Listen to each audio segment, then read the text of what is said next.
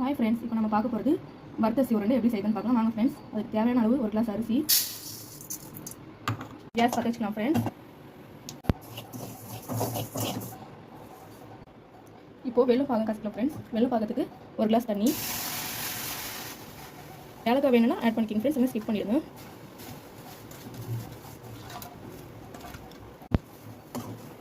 இந்த வறுத்தரிசி உருண்டை உடம்புக்கு ரொம்ப ஹெல்த்தி ஃப்ரெண்ட்ஸ். இது இப்போ பாகம் வந்துச்சு ஃப்ரெண்ட்ஸ். இப்போ வறுத்த அரிசி எடுத்து இதில் போட்டுக்கலாம். போட்டு நல்லா கிண்டிக்கணும் ஃப்ரெண்ட்ஸ்.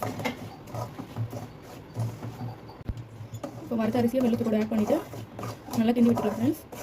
இந்த மாதிரி நல்லா கிண்டிக்கோங்க. இப்போ இது ஒரு தட்டுக்கு மாற்றிக்கலாம் ஃப்ரெண்ட்ஸ்.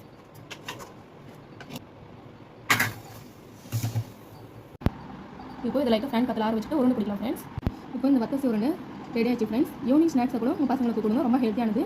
இந்த வீடியோ உங்களுக்கு பிடிச்சிருந்தா லைக் பண்ணுங்கள், ஷேர் பண்ணுங்கள், சப்ஸ்கிரைப் பண்ணுங்கள் ஃப்ரெண்ட்ஸ். மறக்காமல் கமெண்ட்ஸ் பண்ணுங்கள்.